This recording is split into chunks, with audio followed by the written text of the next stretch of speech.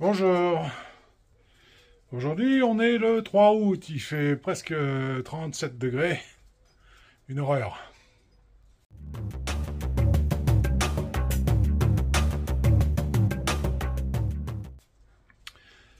Donc, je suis en train de travailler dans la buanderie. J'ai cassé le mur, retiré la porte avec son cadre. Et j'ai remplacé ma poutre qui était pourrie. Et je l'ai renforcé, j'ai renforcé le toit avec des bouts de chevron.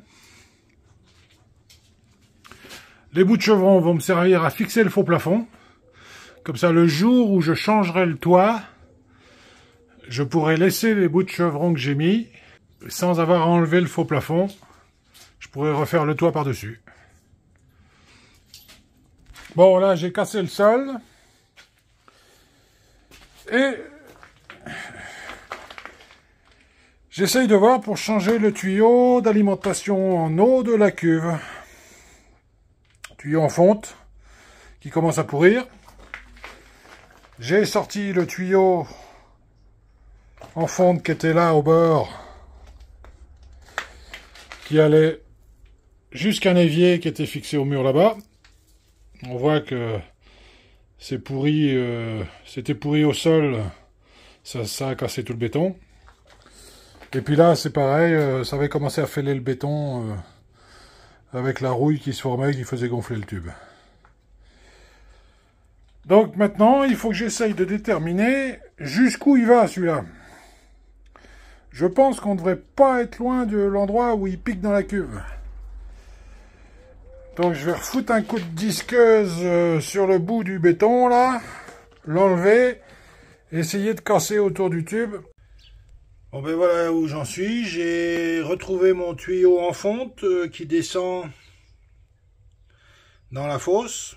Il fait à peu près 60 cm le bout de tube en fonte là.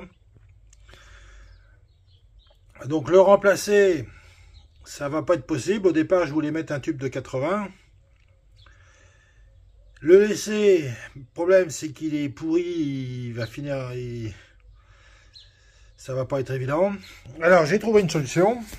Il fait 65 à l'intérieur. Je me suis acheté un bout de tube PVC en 63. C'est les anciennes normes. Et ça rentre pile poil à l'intérieur. Ça. Donc je vais me pousser ce tube en PVC à l'intérieur. Et ça fera la balle. Et ensuite, je vais me faire un raccord. Donc le tube en PVC, j'en ai acheté qu'un bout d'un mètre parce que on n'en trouve pas partout. Les raccords, je les ai trouvés à Emmaüs.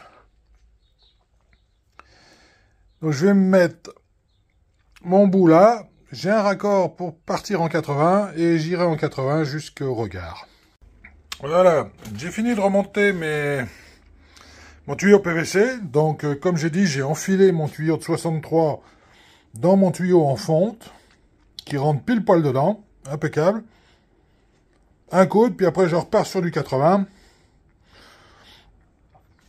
Et je me suis installé ce système. Donc là, pour aller à la cuve, et là, pour repartir dans le jardin. Donc mon idée, c'est de faire arriver mes eaux de pluie par là, de construire un regard. L'eau va monter dans le regard et déborder dans le tube de la cuve. Et en attendant que je crée un débordement de la cuve, je vais tout simplement utiliser un bouchon. Quand la cuve sera pleine, je bouche le tube et l'eau débordera et repartira au jardin. Je vais refaire mon béton.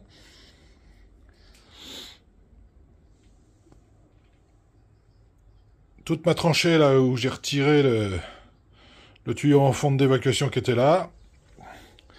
Et tout ce trou. Comme on peut voir, j'ai bien avancé.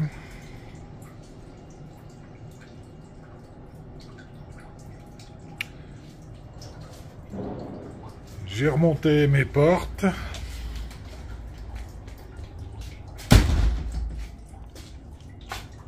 J'ai mis ma trappe à chien. J'ai mis mes 2 nouvelles fenêtres. J'ai monté mon regard pour les eaux de pluie. Donc l'eau monte et déborde dans la cuve. Il faut que je fasse le filtre pour filtrer toutes les merdes.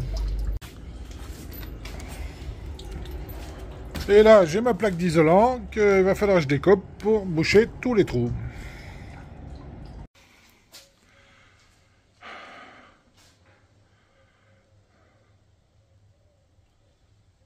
Bon, j'ai commencé à fermer avec mes panneaux de véranda là, qui sont polystyrène, mousse, je sais pas quoi, aluminium, une couche de vinyle. Donc j'ai mis un panneau à l'intérieur et un panneau à l'extérieur entre les bouts de bois.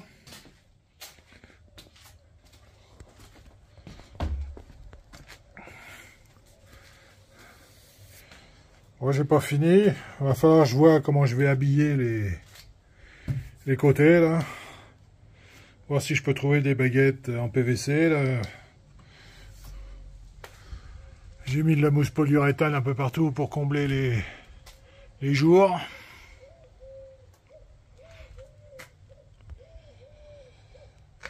Voilà, ça avance doucement.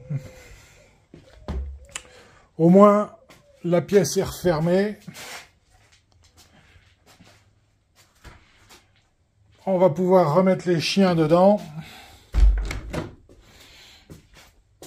Comme ça, ils auront leur trappe pour pouvoir rentrer. Leur petit couchage. Leur gamelle.